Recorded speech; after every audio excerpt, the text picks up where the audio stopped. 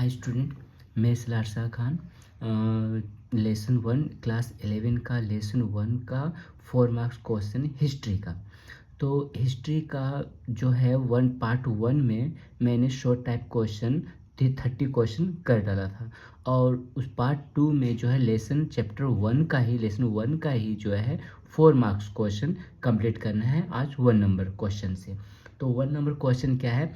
ऋग्वैदिक काल क्या यहाँ पे दिया है कि ऋग्वैदिक काल में राज्य की उत्पत्ति का मुख्य आधार क्या था?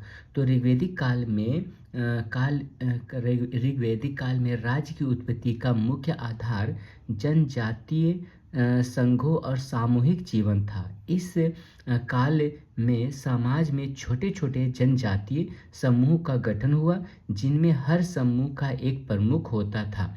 यद्यपि युद्ध, कृषि और जल संसाधनों के प्रबंधन के लिए एक संगठित ढांचे की आवश्यकता पड़ी, जिससे राज्य की स्थापना हुई। इसके अतिरिक्त धार्मिक अनुष्ठान और यज्ञों का आयोजन भी सामाजिक एकता और राजनीतिक संगठन को मजबूत बनाने में सहायक सिद्ध हुआ। तो ये 1 नंबर क्वेश्चन का आंसर हुआ। और सेकेंड क्वेश्चन नंबर 2 जो है यहाँ पर, ऋग्वैदिक काल में सैनिकों के कार्यों का उल्लेख करो। मतलब ऋग्वैदिक काल में सैनिक लोग का जो है क्या कार्य था? तो ऋग्वैदिक काल में सैनिकों का कार्य मुख्यतः सुरक्षा और आक्रमण करना था। वे अपने समुदाय एवं राज्य की रक्षा करते थे और शत्रुओं पर आक्रमण कर उनकी संपत्ति और संसाधनों को सुरक्षित करते थे। सैनिक युद्ध में भाग लेते थे, जिसमें उन्हें विभिन्न प्रकार के अस्त्र शस्त्र का प्रयोग करना पड़ता था। इसके साथ ही सैनिकों को सामूहिक रूप से कार्य करने और अपने समुदाय के लिए निष्ठा बनाए रखने की आवश्यकता होती थी। ठीक, तो ये हो गया 2 नंबर क्वेश्चन। और 3 नंबर क्वेश्चन है, वैदिक युग में सभा के संगठन का एवं कार्यों पर प्रकाश डालिए। वैदिक युग में सभा एक महत्वपूर्ण राजनीतिक और सामाजिक संस्था थी, जिसमें कुलीन और बुद्धिमान व्यक्ति एकत्र होते थे, मतलब एक जगह इकट्ठा होते थे। इसका कार्य विभिन्न मामलों पर चर्चा करना, निर्णय लेना और समाज के मुद्दों का समाधान करना था। सभा के सदस्य सामूहिक रूप से नीति निर्धारण करते थे और विभिन्न यज्ञों और अनुष्ठानों का आयोजन करते थे। ठीक, यह समाज में सहमति और संवाद को बढ़ावा देने का माध्यम था, जिससे समाज की एकजुटता बढ़ी। 4 नंबर क्वेश्चन है, वैदिक युग में समिति का प्रमुख कार्य क्या था? वैदिक युग में समिति का प्रमुख कार्य विभिन्न सामाजिक और धार्मिक कार्यों का संचालन करना था। समिति में अधिकतर प्रमुख व्यक्तियों का समावेश होता था, जो सामाजिक मुद्दों पर विचार विमर्श करते थे। इसका कार्य निर्णय लेना, नियम बनाना और सामाजिक न्याय को सुनिश्चित करना था। समिति ने निर्णय लेने की प्रक्रिया में भागीदारी को प्रोत्साहित किया, जिससे सभी वर्गों के व्यक्तियों की आवाज़ सुनी जा सके। तो ये हो गया 4 नंबर क्वेश्चन। 5 नंबर क्वेश्चन है, उत्तर वैदिक युग में राजत्व के स्वरूप में क्या बदलाव आया? तो उत्तर वैदिक युग में राजत्व के स्वरूप में महत्वपूर्ण परिवर्तन आया। इस काल में राजा की शक्ति और अधिकार में वृद्धि हुई और वह एक अद्वितीय राजनीतिक व्यक्तित्व बन गया। राजा को अब केवल धार्मिक नेता के रूप में नहीं, बल्कि एक शक्तिशाली राजनीतिक सत्ता के रूप में देखा जाने लगा। राज्य का आकार बड़ा हुआ और समाजवादी सोच को बढ़ावा मिला, जिससे राजा को अधिकतम प्रशासनिक और न्याय जिम्मेदारी सौंपी गई। तो ये 5 नंबर क्वेश्चन हुआ। 6 नंबर क्वेश्चन है, उत्तर वैदिक काल में सैन्य व्यवस्था का वर्णन करो। तो उत्तर वैदिक काल में सैन्य व्यवस्था अधिक संगठित और प्रभावी बन गई। इस काल में पेशेवर सैनिकों की एक अस्थायी सेना का गठन हुआ, जो राजा की सेवा में थी। सैनिकों को नियमित प्रशिक्षण दिया जाता था और उन्हें सशस्त्र बलों के रूप में संगठित किया जाता था। युद्ध की आवश्यकता को देखते हुए सेना के लिए विशेष उपकरण और शस्त्रागार की व्यवस्था की गई। सामरिक रणनीतियों का विकास हुआ और युद्ध के दौरान संचार और तालमेल की महत्वपूर्णता को समझा गया। तो 7 नंबर क्वेश्चन यहाँ पर दिया है, कौटिल्य के सप्तांग सिद्धांतों के तत्वों का वर्णन करो। तो कौटिल्य के सप्तांग सिद्धांतों में राज्य के 7 अंगों का उल्लेख किया गया है जो निम्नलिखित है। पहला क्या था? स्वामी। स्वामी यानी कि राजा होता था, जो वहाँ का मुखिया होता था, जो राज्य का मुखिया होता था, 1 नंबर हुआ। सेकेंड नंबर है अमात्य यानी कि मंत्री, जो राजा का सलाहकार और प्रशासन का प्रमुख होता था, यानी कि कोई भी मुसीबत में के समय जो है वह मंत्री राजा को सलाह देता था, ठीक ना।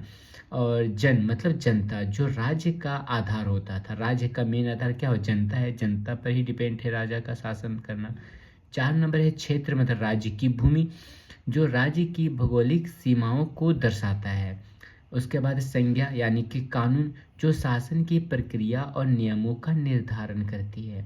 और 6 नंबर है दूर यानी कि धन, जो राज्य की आर्थिक स्थिति को मजबूत करता है। सबसे अच्छा तो धन ही है, यानी कि जो राज्य की कोई भी स्थिति को जो मजबूत करता है, उसको सेना को बढ़ा सकता है, ठीक। और उसके बाद है शक्ति यानी कि सेना, जो राज्य की सुरक्षा और युद्ध क्षमताओं का प्रतिनिधित्व करता है। राज्य मतलब सेना ऐसा है कि राजा का तो प्रोटेक्शन ही करता है और उसकी सुरक्षा का ध्यान भी देता है, जिससे शासन जो है मजबूत होता है। और 8 नंबर क्वेश्चन है, कौटिल्य ने अर्थशास्त्र में राज्य प्रणाली के बारे में क्या उल्लेख किया है? तो कौटिल्य ने अर्थशास्त्र में राज्य प्रणाली के अनेक पहलुओं का विवरण दिया है। उन्होंने राज्य की भूमिका को महत्व दिया और बताया कि राजा को अपने अधिकारों का प्रयोग विवेक और न्याय के साथ करना चाहिए। उन्होंने राज्य के संचालन के लिए संगठन, कानून, कर प्रणाली और प्रशासनिक प्रबंधन पर जोर दिया। कौटिल्य ने यह भी उल्लेख किया कि राजस्व, युद्ध और सुरक्षा जैसे मुद्दों पर ध्यान केंद्रित करना चाहिए, जिससे राज्य की समृद्धि और सुरक्षा सुनिश्चित हो सके। उसके बाद है 9 नंबर क्वेश्चन, राजा के अधिकारों एवं कर्तव्य के बारे में कौटिल्य का विचार क्या था? तो कौटिल्य के अनुसार राजा के पास अनेक अधिकार होते हैं, जैसे न्याय देना, युद्ध की घोषणा करना और राज्य के संसाधनों का प्रबंधन करना। लेकिन इन अधिकारों के साथ साथ राजा के कुछ कर्तव्य भी होते हैं। उसे अपने प्रजा की भलाई, सुरक्षा और विकास का ध्यान रखना चाहिए। राजा को धार्मिक अनुष्ठानों का पालन करना चाहिए और समाज के सभी वर्गों के प्रति न्याय और समानता सुनिश्चित करनी चाहिए। उनका मानना था कि राजा का सही कार्य करना राज्य की सफलता के लिए अनिवार्य है। तो ये 9 नंबर क्वेश्चन है। और 10 नंबर क्वेश्चन यहाँ है 10 नंबर क्वेश्चन है, कौटिल्य ने मंत्रिमंडल को राजा के लिए आवश्यक क्यों माना है? कौटिल्य ने मंत्रिमंडल को राजा के लिए आवश्यक इसलिए माना क्योंकि मंत्रीगण राजा के सलाहकार होते हैं और वे विभिन्न क्षेत्रों में विशेषज्ञता रखते हैं। एक सक्षम मंत्रिमंडल राजा को शासन में महत्वपूर्ण निर्णय लेने में सहायता करता है, जिससे राज्य के विकास और प्रशासन में कुशलता आती है। मंत्रीगण जनता की आवश्यकताओं और समस्याओं को समझने में मदद करते हैं, जिससे राजा को सही निर्णय लेने में मदद मिलती है। इस प्रकार मंत्रिमंडल की उपस्थिति से शासन व्यवस्था को अधिक संतुलित और प्रभावी बनाया जा सकता है। 11 नंबर क्वेश्चन है, मौर्य प्रशासन में न्याय विभाग की भूमिका क्या थी? न्याय विभाग की भूमिका क्या थी, इसको लिखना है। तो यहाँ बोल रहा है क्या आंसर, मौर्य प्रशासन में न्याय विभाग का महत्वपूर्ण स्थान था। यह विभाग न्याय के कार्यों का संचालन करता था और न्यायालयों के माध्यम से कानून और व्यवस्था को बनाए रखने का कार्य करता था। न्याय विभाग का प्रमुख कार्य यह सुनिश्चित करना था कि सभी नागरिकों को न्याय मिले और कोई भी व्यक्ति कानून के दायरे से बाहर ना हो। इस विभाग ने अपराधों की जांच, सुनवाई और सजा का प्रावधान किया, जिससे समाज में अनुशासन और नैतिकता बनी रहे। न्याय विभाग ने राजा के अधीन एक प्रभावी न्याय प्रणाली का निर्माण किया, जिससे लोगों का विश्वास राज्य के प्रति बढ़ा। उसके बाद 12 नंबर क्वेश्चन है फतवा। क्वेश्चन है फतवा ए जहांदारी ग्रंथ में दिल्ली सल्तनत में राज्य के स्वरूप के बारे में क्या कहा गया? तो आंसर होगा फतवा ए जहांदारी ग्रंथ में दिल्ली सल्तनत के राज्य स्वरूप को एक सशक्त और व्यवस्थित शासन के रूप में वर्णित किया गया, यानी रूप में उसको वर्णन किया। इसमें उल्लेखित है कि राज्य का मुख्य उद्देश्य न्याय स्थापित करना और समाज के सभी वर्गों के लिए सुरक्षा सुनिश्चित करना है। ग्रंथ में यह भी कहा गया है कि राजा को धार्मिक और नैतिक नियमों का पालन करना चाहिए और अपने अधीनस्थों के प्रति न्यायपूर्ण होना चाहिए। राज्य की संरचना में प्रशासनिक तंत्र, सेना और धार्मिक नेताओं की भूमिका को महत्वपूर्ण बताया गया है। यह ग्रंथ यह भी स्पष्ट करता है कि राज्य को शासक की धार्मिक और राजनीतिक शक्तियों का समर्थन प्राप्त होना चाहिए। उसके बाद क्वेश्चन है 30 नंबर क्वेश्चन है बर्नी ने राजा के कर्तव्यों के बारे में क्या उल्लेख किया है? तो बर्नी ने राजा के कर्तव्यों को अत्यंत महत्वपूर्ण बताया है। उनके अनुसार राजा का मुख्य कर्तव्य अपने प्रजा की भलाई सुनिश्चित करना और समाज में न्याय स्थापित करना है। बर्नी ने यह भी उल्लेख किया है कि राजा को धर्म का पालन करते हुए अपने निर्णय लेने चाहिए और सार्वजनिक हित को ध्यान में रखना चाहिए। इसके अलावा उन्हें युद्ध की स्थिति में सेना का नेतृत्व करना और दुश्मनों के प्रति कठोर होना चाहिए। बर्नी ने राजा को एक आदर्श शासक के रूप में स्थापित किया है, जो अपने कर्तव्यों का सही निर्वहन करते हुए अपने राज्य को स्थिरता और समृद्धि की ओर ले जाता है। 14 नंबर क्वेश्चन हो गया यहाँ पर, क्या दिल्ली सल्तनत एक धर्म तांत्रिक राज्य था? प्रमाणित करो। तो यहाँ पर आंसर है दिल्ली सल्तनत को एक धर्म तांत्रिक राज्य नहीं कहा जा सकता। हालांकि इस अवधि में इस्लाम एक प्रमुख धर्म था और मुसलमान अपने धार्मिक अधिकारों का प्रयोग करते थे, लेकिन उनकी शासन प्रणाली मुख्यतः सैन्य और राजनीतिक आधार पर थी। धार्मिक तत्वों का उपयोग राजनीति में किया गया, परंतु राज्य का संचालन धार्मिक प्रावधानों के अनुसार किया गया। सुल्तान ने धर्म के नाम पर जनता पर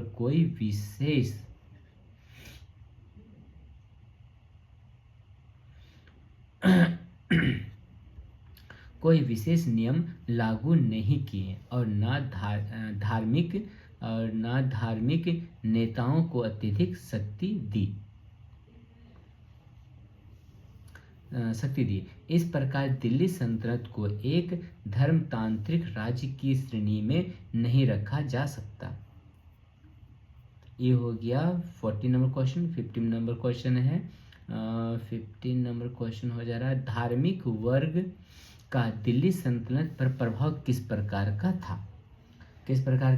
तो यहाँ धार्मिक वर्ग का दिल्ली सल्तनत पर प्रभाव महत्वपूर्ण था, लेकिन सीमित था।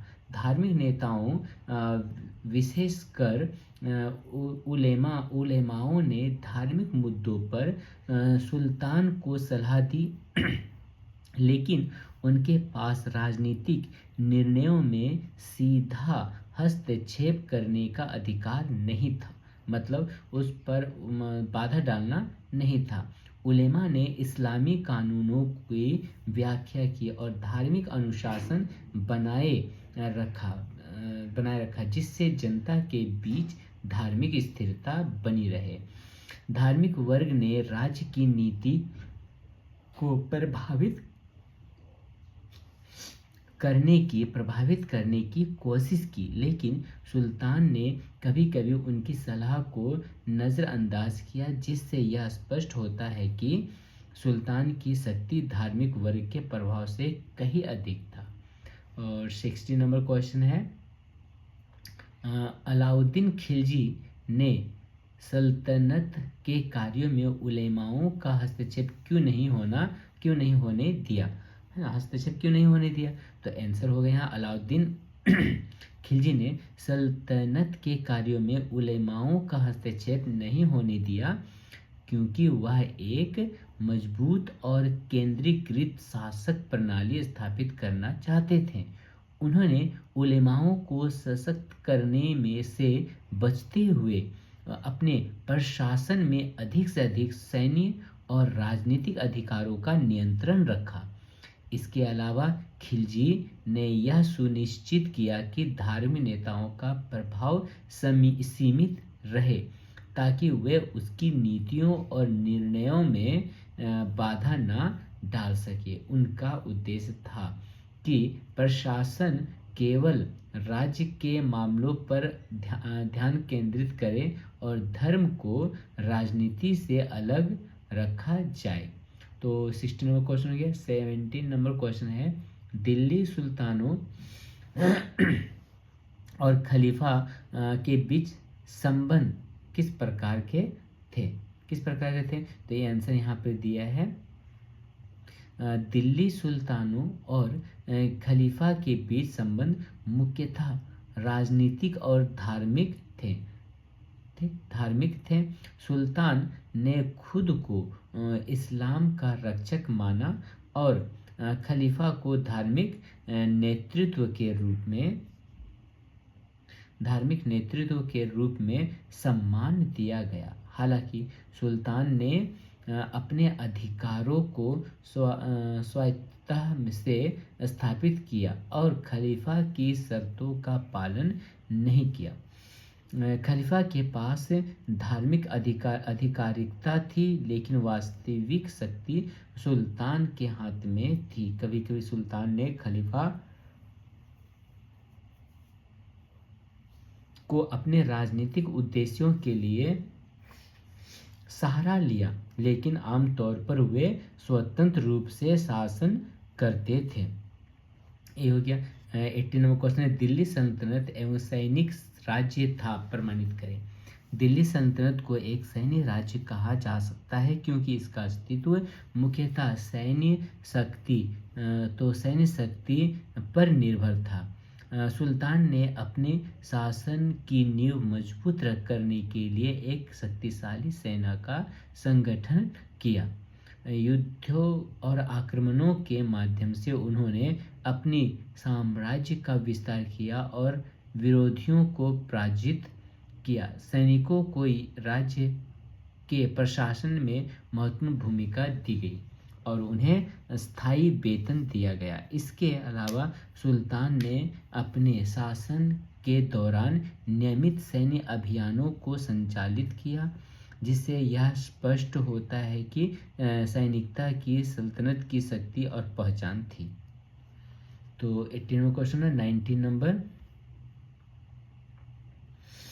रोमन जगत में राज्य के स्वरूप का वर्णन करो। मतलब रोमन जगत में राज्य का स्वरूप साम्राज्यवादी और राजनीतिक रूप से संगठित था। प्रारंभ में रोम एक गणराज्य था, जिसमें नागरिकों को वोट देने का अधिकार था, लेकिन समय के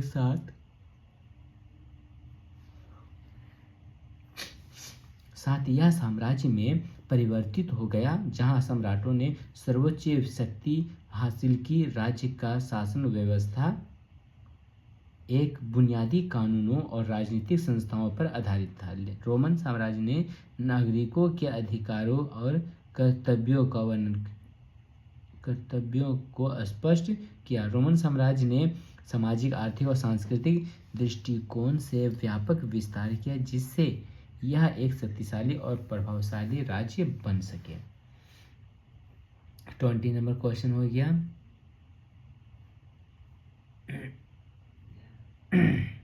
20 नंबर क्वेश्चन है, चीन में महाऋण व्यवस्था का वर्णन करो। चीन में महाऋण व्यवस्था एक महत्वपूर्ण प्रशासनिक ढांचा था जो विद्वान वर्ग के शिक्षित सदस्यों पर आधारित था। इस प्रणाली के अंतर्गत महारानी यानी कि सिविल सेवा अधिकारी सरकार ने विभिन्न विभागों में कार्य करते थे। महाऋण बनने के लिए कठोर परीक्षा प्रणाली में गुजरात पड़ता था, जो उनकी विद्या और योग्यता को परखती थी। इस व्यवस्था ने प्रशासनिक दक्षता, शासन में स्थिरता और योग्य नेताओं की पहचान को सुनिश्चित किया। महाऋणों ने न केवल प्रशासन में बल्कि सामाजिक और सांस्कृतिक विकास में भी महत्वपूर्ण भूमिका निभाई, जिससे चीन की दीर्घकालीन स्थिरता सुनाई दी। ये हो गया 20 नंबर क्वेश्चन। तो ये 20 नंबर क्वेश्चन है, शुरू से देखते हैं। और यहाँ पर ये हो गया मौर्य प्रशासन के न्याय विभाग की भूमिका। इसका आंसर हो गया फतवा ए जहांदारी। उसके बाद बरनी ने राजा के कर्तव्य, फिर क्या दिल्ली सल्तनत और ये यहाँ तक कंप्लीट हुआ। तो एक क्वेश्चन एकदम अच्छे से कंप्लीट कर लेना है। आज जो दिक्कत हो तो आप व्हाट्सएप में बोल सकते हैं रे। और कोई भी सब्जेक्ट का 5 से लेकर के 12 क्लास तक का किसी चीज़ का भी नोट्स अगर चाहिए तो मेरे नंबर पर, इस नंबर पर जो है व्हाट्सएप करें और व्हाट्सएप से बताएं किस सब्जेक्ट में दिक्कत है और किस सब्जेक्ट का नोट्स चाहिए, तो मैं पूरा PDF बना करके आप लोगों के चैनल में भेज दूंगा। ऐसे तो मैंने YouTube में वीडियो छोड़ा ही है। इसको अच्छे से कंप्लीट करें और अच्छा से पढ़ाई करें। तो ये तो कंप्लीट हुआ 18 नंबर क्वेश्चन, 19 और 20 नंबर क्वेश्चन कंप्लीट हो गया। ठीक, नेक्स्ट वीडियो में 8 मार्क्स का क्वेश्चन पार्ट 3 में, नेक्स्ट वीडियो पार्ट 3 8 मार्क्स का क्वेश्चन लेसन 1 का मिलते हैं।